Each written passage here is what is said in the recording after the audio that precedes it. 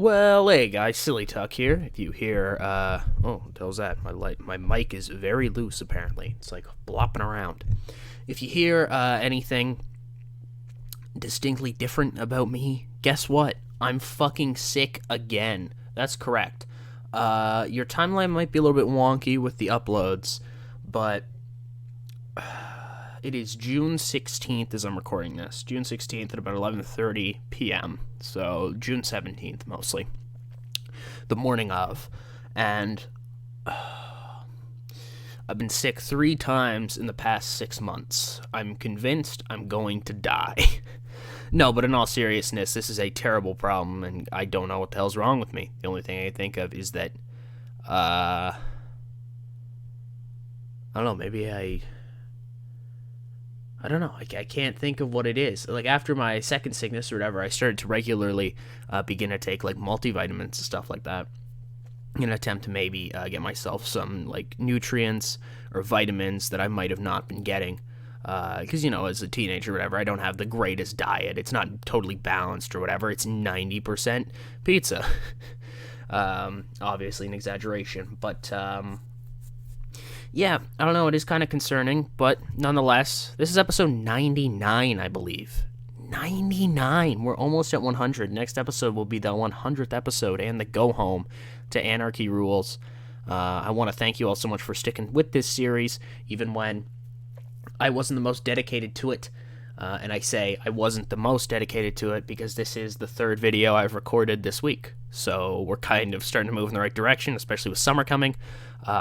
I'm working more, obviously, but I want to get a lot of videos done, mostly because I'm not sure what university will look like for me when doing videos, and I don't want to miss this, you know what I mean? Like, if it has to come to the point where I don't do this anymore, which would be hard for me, obviously, it would suck, because I enjoy doing this a lot. I enjoy making videos for you guys, doing fantasy booking stuff or whatever, but if that came to that, if I have a very busy schedule, I don't want to miss it, you know what I mean? I want to put my heart and soul into this with what I can right now, with what I know I can do, but that is a thought for a future time and a discussion we'll have probably at the end of August, or maybe even the start of September, kind of depending on when I know how big my workload will be, because I chose my courses today.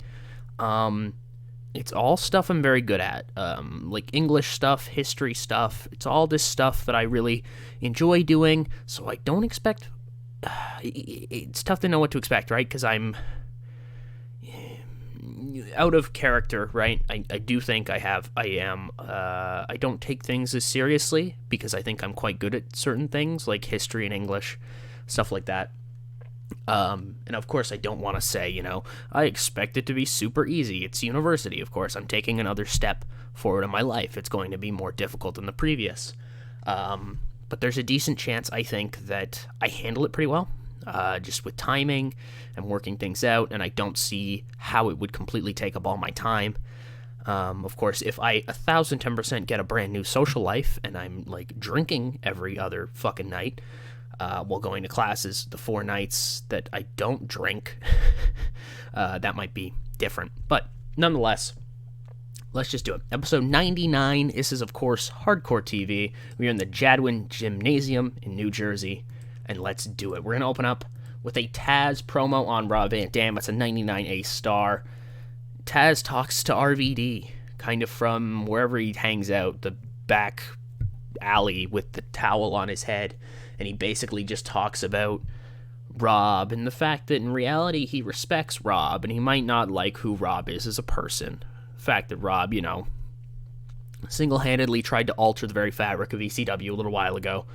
But he was a pretty decent champion, a fighting champion at that, and, Tazz respects that. He respects what RVD is capable in the ring, but of course that doesn't mean that he won't try to destroy him in, I guess, 2 weeks from Sunday, or 1 week from Sunday, two shows, 2 in-game shows at Anarchy Rules for the number 1 contendership, and go on to face Raven at November to Remember, 1999, yeah. We move forward to an Abyss match. He beats Spike Dudley in about 9:47 by pinfall to Black Hole Slam. Good stuff overall. Good to see Abyss. He's actually doing quite well in ring, actually. For kind of what I expect from him, he's doing really, really well. So, major props there. My boy. Shit, I forgot his name. I was going to say Glenn Jacobs, so of course that's not it. It's why the hell can I not think of his name? Oh my god. Well, I don't know. Abyss, alright? I don't know why I can't think of his name. Anyways. We got a promo here with Percy Pringle on behalf of Abyss. He basically says, Sabu, anarchy rules. You're gonna get what's coming to you. We're gonna end this big brawl, this big fight of monsters, and we're going to do so in the most violent way possible. And I don't really know what that means. I don't even know, like as myself, I don't know specifically what that means. But, you know, I'll book something. I'll book something fun. Don't worry. I got us. Speaking of having us, random side note, this is the first episode I've recorded since my Raptors won the NBA championship, which is a hopefully great feeling, I'll tell you. As somebody who wasn't sure he'd ever see a pro sports championship in his lifetime, even though I am only 18. I'm 18, let's be honest, I'm 18. I wasn't sure if I'd ever see one of those, and I was proved wrong. Thank you, Kawhi Leonard, wherever you are by the time that this goes up. Shouldn't be long, but, you know, if all of a sudden it comes out he's decided to sign with the Clippers or the Lakers, the Knicks, where I don't think he'll go to the Knicks. But anyways, you know, side note, random. Like he stumbles upon this. 54C-. We get a contract signing between the Dudley Boyz and the Stormtroopers for their match coming up at Anarchy Rules. This is more or less a segment to get Tori and Dawn on the show, so we hit the women quota. If you hear clicking there, that's me hitting my remote to progress my AI in Mortal Kombat. Yeah, anyways, they signed the contract, blah, blah, blah, trade some insults, you know, normal stuff. And of course, since it's a table, the contract is being signed on. Of course, Lance Storm and Chris Candido both go through it, different times. Maybe they probably put Chris through, and then they powerbomb Lance onto Chris, who's already laying prone through the table.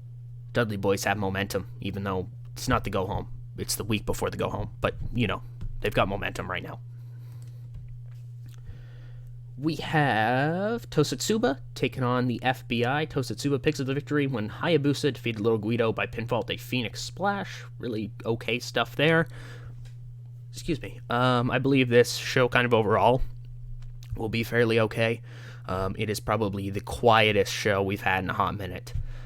More or less just looking towards Anarchy Rules before we really get the build on to November to Remember. We had a promo here from Mikey Whipwreck on Kurt Angle. Mikey basically just says, you know, Kurt, you son of a bitch, you know, you're a great wrestler, but you know what, man? I'm going to be honest, I think I can beat you. No. I know I can beat you. And sure, it's going to take a set amount of circumstances, maybe you walking in with too much confidence in that little brain of yours, but Kurt, I'm going to tell you this. I fought a long time, and I fought a lot of dudes. This belt is the first bit of success I've had in this company lately, and I don't necessarily plan on giving it up easy. So if you think you're walking into a cakewalk, come Anarchy Rules, you're going to be sorely mistaken. And that's your Mikey Whipwreck promo. We get a 53C- as we get a video package here from the Sandman and Woman. Oh, Sandman invented a new catchphrase, which will boost his ability on the mic. That's always really great to see. Anyways, it's kind of the similar thing what we've seen over the past couple weeks. Just video segments showing the Sandman committing horrible atrocities. He's beheading children. No, you know, he's smacking people with a kendo stick. Not as violent as beheading children, unfortunately. I say unfortunately. Don't look into that. Yeah. Okay stuff, I think. We got a match here. Tommy Dreamer, actually, for the first time wrestling a little bit, and he beats Darren Drozdov in about 540 by pinfall of the Dreamer DDT. Tommy looks pretty good, even though he doesn't have Beulah with him. He looks like he's got things under control. Maybe not the end of the world for Tommy. We had a promo here from Raven. He's got CM Punk with him again, and Daphne. And Raven pretty much talks about the fact that what he said last week turned out to be true. Tazz is the new challenger, and Rob is in for one hell of a fight. He more or less says that it doesn't matter who wins. At the end of the day, Raven wins. Quoth the Raven, nevermore. Maybe with a question mark. Quoth the Raven, nevermore? I don't know. No. Moving forward, is it our main event? I don't think it's our main event, actually. I think we got one more match for our main event. Oh, we got actually another angle. We're backstage in Paul Heyman's office. And if you remember last week, Paul said he talked to Jerry about something when he announced the big number one contenders match at Anarchy Rules. And we kind of see the back half of that conversation. It's kind of a thing that I think TNA would do every once in a while, where they'd go back to the GM office and they'd talk about something, but you didn't know what it was. It would be like, what are you talking about this? What do you mean by that? And it's like, you know what I mean by that. And it's like, oh, that makes me upset. No, but this actually looks to be quite positive. He says, wow, Paul, Jerry says, wow, Paul, I truly appreciate this opportunity. Like, thank you a lot. It means a lot to me that you'd put this faith in me. When do I get to, when can I let people know? And Paul says, I've got some things to finalize. Come Anarchy Rules, I should have a decent idea of what we're looking like and kind of who we're talking to and what we need to get done in order to make this work. So hold off until then, and probably Anarchy Rules, you'll be good to let the public know, Jerry. And Jerry says, Paul, thank you so much as always. Thanks. Wow, thank you. And, the two shake hands. And yeah, I think we've got a match here. We do. CM Punk gets in the ring. He fights Balls Mahoney. They have pretty good chemistry together, so that's awesome to see. Punk beats Balls in about 5 minutes by submission from the Anaconda Vice. This is quite a decent little match, in my opinion. Great stuff for both guys here. We have one more segment for our main event. We're kind of backstage. It's a comedy segment with Sexton, Christian, and Angelita.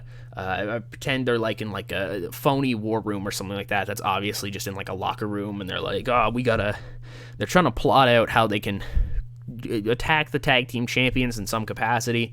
I hope not at Anarchy Rules. I did not intend for Anarchy Rules to be the spot where they attack them, but all of a sudden that starts to make more sense. Well, the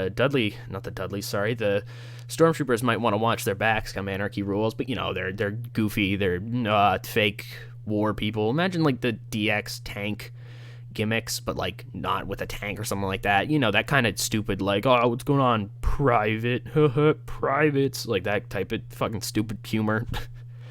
Anyways, main event, wow, really good, 83B+, and about that, great wrestling and decent action with the crowd. Shane Douglas defeats Jeff Hardy by pinfall in about 16:24 by pinfall. I said by pinfall already, with a belly-to-belly suplex. Great stuff. Shane Douglas and Kimona have excellent, that's right, excellent chemistry together, and Jeff was even off his game. Shane Douglas truly is one of the top wrestlers in this company. He's got such a good touch to him. And to close out the show, we have Chris Jericho getting some revenge in A3B+. He runs down to the ring and he drops Shane Douglas with a chair. And he says, Shane, you want to jump people? I can jump people too. You talk about being the franchise, you talk about being the best. You son of a bitch, I'm going to make you prove it. And with that, he wraps the chair around Shane Douglas's neck and lion tamers him with the chair, if you can imagine that. So, like, the back of the chair is kind of lined up against his back around his neck, right? So the main part of the chair is wrapped around his back, and it kind of bends him back. And the chair kind of bends with it, because obviously, like, they're not great chairs. They're not actual proper chairs, but it looks really nice. It looks really violent. Like he's broken his spine along this chair, and it's even broken the chair with it. I like to think sometimes in this series I have random epiphanies where I see something really, really cool, and I can kind of plot it out. We had an 83B+, and we go up in 7. That's really quite good to see. I'm going to make sure I hit the continue. There we go. Bit of important news for this save. We've started doing the Southeast shows again. I believe our first one of that is next week on Wednesday in-game. So before the next show, of course, nothing important will happen. No big title changes. You're completely good for me to not show you that, basically. I'm just there to try to make sure that we keep our pop-up in that area. because I kind of realized, oh wait, we still don't have any TV coverage in that area. So yeah, we might need to kind of boost that. Overall, anything else I'm looking at here? I don't know who that guy is. I'm not sure who this is either. It's a girl, apparently. Either way, the Sandman says Balls Mahoney can't sell anything. Decent call there, Sandman. You know, the peak of selling the Sandman. Jersey All Pro is hostile with us, which, like, okay, have fun with that. Jersey All Pro? Like, are you serious? Are you serious? Who is your best worker? Oh shit, it's like our... So wait, 911, who's a former ECW guy. Ace Darling, who isn't. I don't know who the fuck Billy Reed is. Bob fucking Orton Jr. Brandy Alexander. Chino Martinez. Diablos Macabre. Don Montoya. Dirty fucking Dutch. Fat Frank Idevia? I don't know. Fuck it. Fire. Hillbilly fucking Jim. Homicide, who's actually a decent talent. Little Genie. I guess Genie, yeah. Lucifer Grimm. Malia Hosaka, actually, who I think is actually quite an okay wrestler. She made an appearance in ECW. Yeah, I was gonna say. Nicole fucking Boss. Holy shit. Nova. Patch. He's just got a fucking eye patch. Paul Turner. Pitbull 2. Reckless Youth. Starla Saxton, who's Molly Holly. Tony Atlas, and Trent Acid. So it's basically a whole bunch of ECW rejects. So sure, go ahead. You can declare war on me all you want. Hardcore wrestling during that time was due to the craze of ECW and JAPW. Sure, you can believe that you can go to war with me and survive. Anyways, you can see that right there. As I previously mentioned, we're coming up on our next pay-per-view. You can see it right there. Week 3 of October. Anarchy Rules. It's gonna be a fun one. It's gonna be ridiculous. It's gonna be ridiculous. Yeah, sure. It's gonna be fun though. Yeah. Tune in next time for our 100th episode. It'll just be a Hardcore TV. I don't plan on doing anything special, aside from probably thanking you guys, of course, in the intro, which I kind of end up doing always, and always in the outro, of course. And don't forget that I always, as I just explained, thank you all so much for watching. I hope you guys enjoyed. I feel like I say this more often than not nowadays, but I always enjoy making these. I always feel good when I do. It's like working out, you know what I mean? You sometimes you put it off, but once you do it, you just feel so good because you've let the creative juices flow a little bit, and you've been feeling good. You know what I mean? As always, this is Silly Tuck signing out.